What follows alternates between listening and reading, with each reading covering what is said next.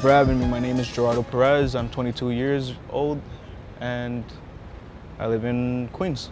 Martial arts has been involved in my life for as long as I can remember. I grew up watching my aunt practice martial arts. Growing up, I grew up with a lot of anger.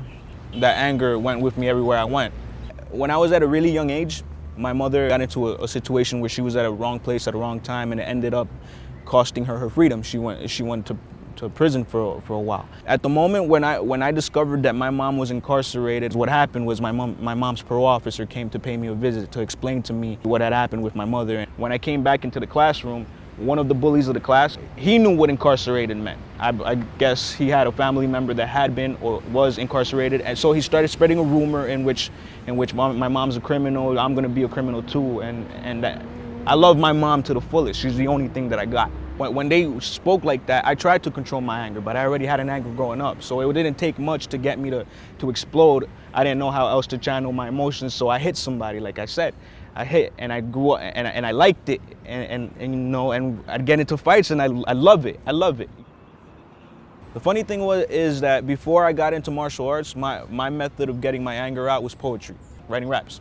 But at one point in time, my anger got to the point where no matter how many pages I fill up with rhymes, I couldn't get the anger necessarily out. So I felt like I needed to hit something.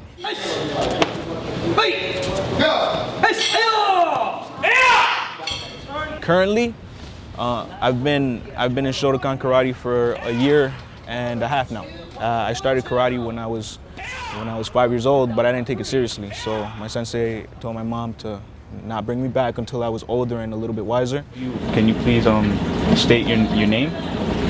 My name is Kai Liang.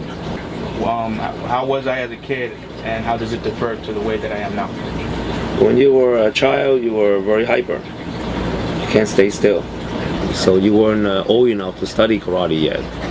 So I told your mom to bring you when you're a little older, that's why. Now you're more calm. Throughout my journey as a martial artist, I've learned a lot of discipline. I've learned how to be humble. I've learned how to walk away from a fight. I've always grown up giving up halfway through something. I've always half-assed something, and I never completed it. So I want to prove to myself that I can do this. I know I can do this, and I will do it. To kids with incarcerated parents, I would suggest that you speak to somebody. Don't feel like you're the only one, because believe me, there's a whole lot of people that are in the same situation that you're in. And even though you might feel like you don't, like nobody's gonna understand you, you at least have to share your story. This goes out to the legal guardians or the family members. Make sure that the kid gets as much communication with their parent as possible, because that's what saved me. I also want to say, find a positive way. Besides the street, find a positive way to keep your mind busy.